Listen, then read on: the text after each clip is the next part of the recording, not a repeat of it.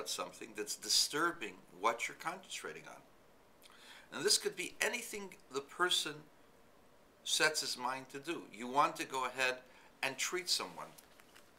And instead of dealing with the problem at hand, you got into a fight with your wife or a colleague or a brother-in-law, and this is weighing heavily on you.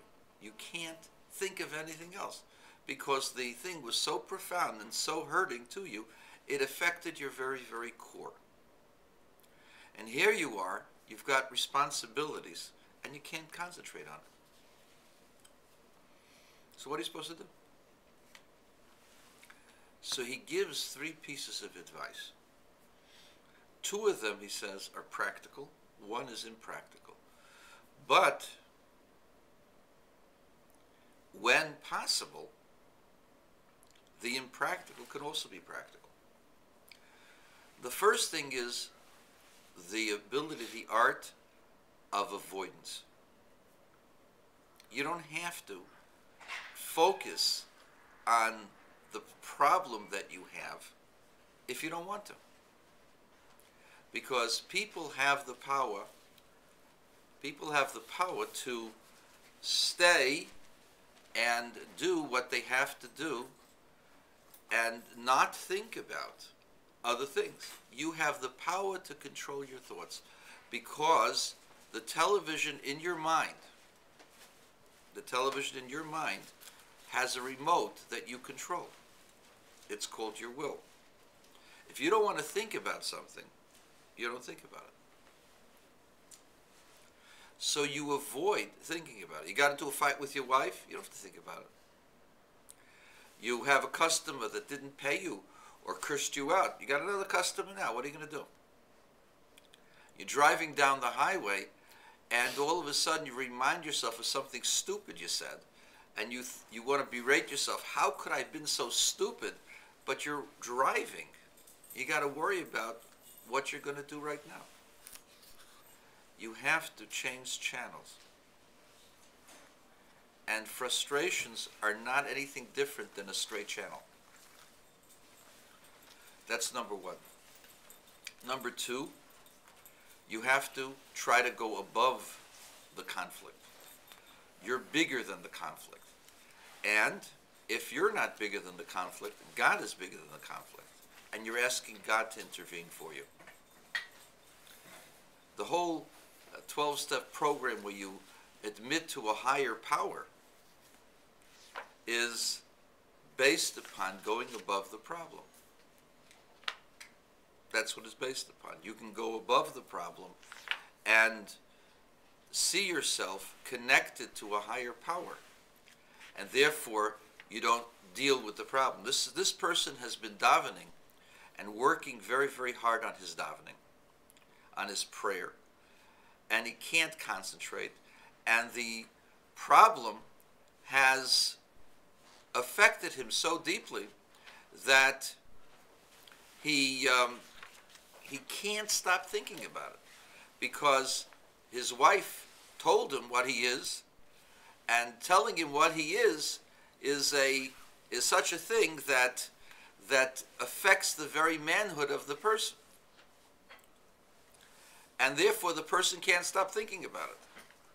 And since he can't stop thinking about it, what is he going to do? He can't go away from it because he doesn't have control over his remote. Why don't you have control over your remote in those cases? Because when you're affected to your very core, your subconscious is engaged. The subconscious mind that's engaged controls the remote. When it's superficial, the subconscious can control the conscious. But when it's touched the very core, when it's emotional, and it has affected the very core of the person, there the subconscious does not allow the changing of channels so easily. The person gets easily sucked into that particular set of thoughts. At that point, you know you have to have help from something that's higher. And so he says, plead with God, because your soul is God's child. And you want to do the right thing. and you don't want to do the wrong thing. So you're asking God to intervene and to help you. Now, a lot of what I know about the 12-step program, you can correct me if I'm wrong, is based upon this idea that you give in, you give up yourself to a higher power because you can't do it yourself. And when you give yourself up to a higher power, which is God, God will have mercy on your soul and help you change channels. That's the second method, going above the problem, going above the conflict. The third approach is changing the conflict into something positive.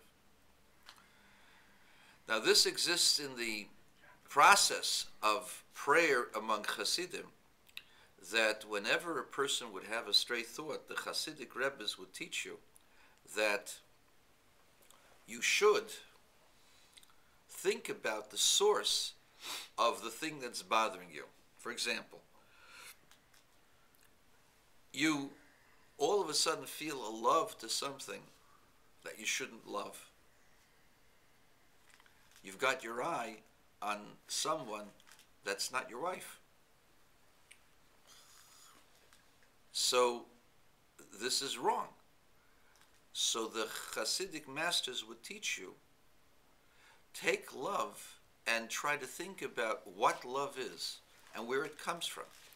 And think about the divine love that exists and pervades the universe, and how the divine love is attached to everything and every person, and how God loves you at this very moment, and that should get you inspired to increase your love of God.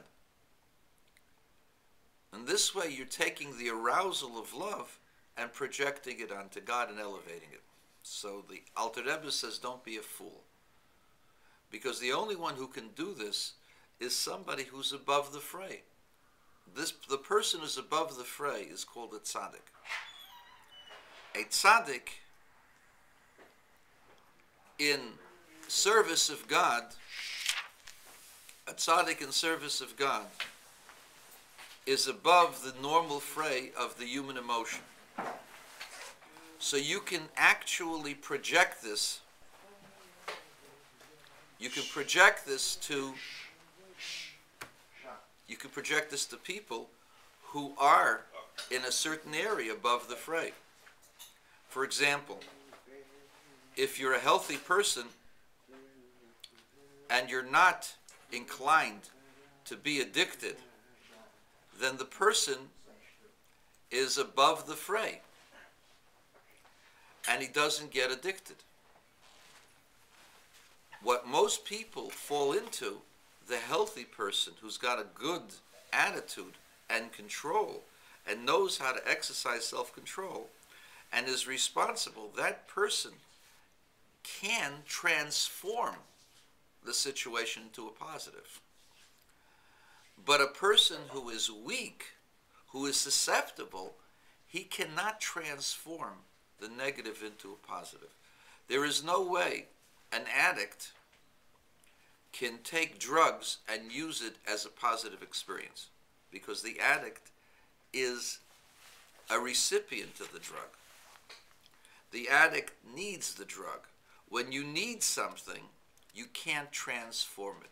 You can only transform something when you don't need it, when you're above it. And so, in this case, the tzaddik is above the fray. The tzaddik does not have thoughts of his own for human sexuality, for example. He's above that. He truly is above that.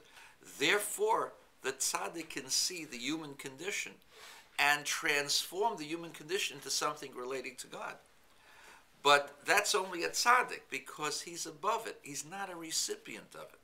When a person is like an addict, we're an addict. We like to eat food. That's an addict. It's an addiction. Of course, we need food, but we're addicted to food. The same thing, we're addicted to other pleasures. We cannot transform passion and pleasure into godliness because we receive from it, we enjoy it, we delight from it. And therefore, it's not the method of choice. for those who are weaker.